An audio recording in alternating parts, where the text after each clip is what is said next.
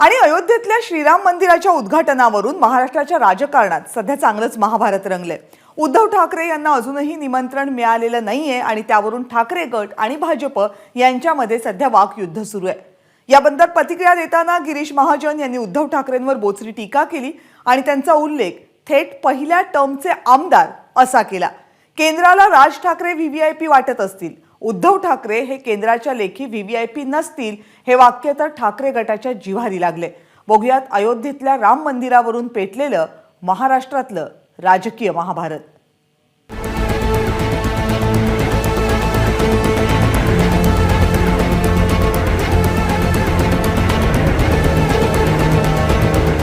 मनसे अध्यक्ष राज ठाकरेंना राम मंदिर सोहळ्याचं आमंत्रण।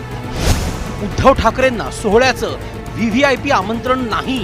उद्धव ठाकरे यांना ते आमंत्रण देणार नाहीत।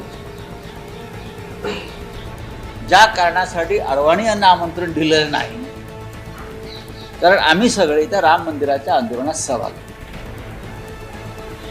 संपूर्ण शिवसेना, बाळासाहेब ठाकरे, आम्ही सगळे त्यातले आरोपी आहोत। मी स्वतः त्यातला एक आरोपी आहे।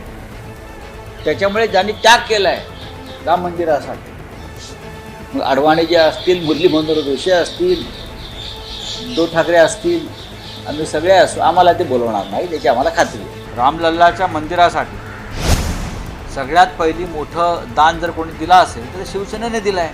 अयोध्येत जाऊन उद्धव ठाकरे यांनी शिवसेनेच्या वतीनं 1 कोटी रुपये दिले। त्यावेळेस ट्रस्ट स्थापन होताच पहिली देणगी ही शिवसेनेची आहे, 1 कोटीची। खासदार संजय राऊत यांचे हे दावे अखेर खरे ठरले। मात्र त्यापेक्षाही ठाकरे गटाला झोंबणारी गोष्ट झाली आहे, ती म्हणजे राज ठाकरेंना व्हीव्हीआयपी कोट्यातून आमंत्रण देण्यात आले। बाबरी मशीद आंदोलनाची जबाबदारी नेहमीच शिवसेनेनं घेतली। मात्र शिवसेना पक्षप्रमुख उद्धव ठाकरेंना उद्घाटन सोहळ्यापासून डावलण्यात आलं आणि त्याला कारण दिलंय व्हीव्हीआयपी दर्जाचं। केंद्र सरकारला जे वाटतं आहे ते व्हीव्हीआयपी यादीमध्ये आहेत, त्यांना जे अपेक्षित आहेत ते त्या ठिकाणी जाणार आहेत आणि म्हणून त्यांनी राज ठाकरेंना दिलेलं आहे, उद्धवजींना दिलेलं नाहीये, कोणाला दिलं आहे काय, हा त्यांचा प्रश्न, केंद्र सरकारचा प्रश्न आहे। जे सातत्याने राम मंदिरावर टीका करतात, केंद्र सरकार सातत्याने राम मंदिराबरोबर टीका करतायत आणि म्हणून त्यांना जरी वाटत असेल आपण व्हीव्हीआयपी आहोत, पण केंद्र सरकारच्या यादीमध्ये ते त्या ठिकाणी नसतील, त्यामुळे त्यांना बोलवलं नाही।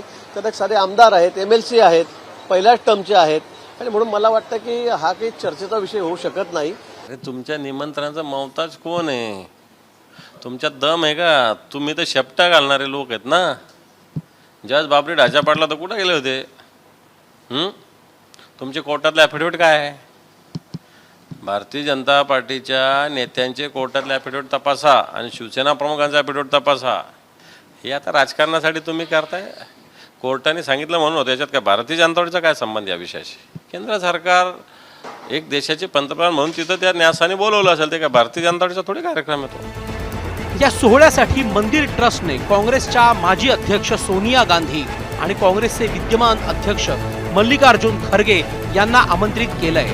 त्यामुळे ठाकरे गट आधीच नाराज झाला होता। आता राज ठाकरेंना आमंत्रण आलंय, मात्र उद्धव ठाकरेंना आमंत्रण न आल्याने संतापाची भावना निर्माण झाली। कोण VIP, कोण सामान्य भक्त, याच्यामध्ये हा वाद नाही। आम्ही सगळे सामान्य भक्त आहोत, म्हणून आम्ही अयोध्येच्या लढ्यामध्ये उतरलो। तेव्हा आजचे VIP कुठे होते? तेव्हा आजचे VIP जे आहेत हे ढुंगणाला पाय लावून पळून गेले होते। बाबरी आम्ही पाडली नाही अशा काकावर करून धावत होते। तेव्हा माननीय हिंदुहृदय सम्राट बाळासाहेब ठाकरे यांनी गर्जना केली, होय ते शिवसैनिक असतील तर मला त्यांचा अभिमान आहे। तेव्हाच कळलं हिंदुत्वाच्या बाबतीमध्ये VIP कोण आणि ढोंगी कोण हे आता यांना कंठ फुटलेले आहे। उद्धव ठाकरे यांना कोणी निमंत्रण देण्याची गरज नाही आम्हाला। तुमच्या आधीपासून आम्ही अयोध्येत आहोत। संजय राऊत कुठे होते? कुठल्या बिळात लपले होते? संजय राऊतांचा राम मंदिर आंदोलनाचा संबंध काय? संजय राऊत आणि कारसेवकांशी संबंध काय? संजय राऊतांनी शिलापूजन केलं होतं का? उद्धवजी कधी गंगापूजनाला आले होते का? उद्धवजी आणि संजय राऊत कधी त्या ठिकाणी असलेल्या शरयू नदीच्या किनाऱ्यावर झालेल्या बलिदानाला अभिवादन करायला गेले होते का? विश्व हिंदू परिषद त्या ठिकाणी साधू संत, आखाडा, राष्ट्रीय स्वयंसेवक संघ, भारतीय जनता पार्टी या सगळ्यांनी उभं केलं. संजय राऊत, उद्धव ठाकरे आणि त्यांचा पक्ष त्यावेळेला लोणच्यापुरता पण या आंदोलनात नव्हता. राम मंदिर निमंत्रणाच्या आडून राज ठाकरेंना मोठं करण्याचा कट भाजपकडून रचला जात असल्याचा आरोप केला जातोय. काही दिवसांपूर्वीच राज ठाकरेंचा हिंदू जननायक असा उल्लेख करणारे पोस्टर्स लागले होते. त्यावरून बरीच टीकाही झाली होती.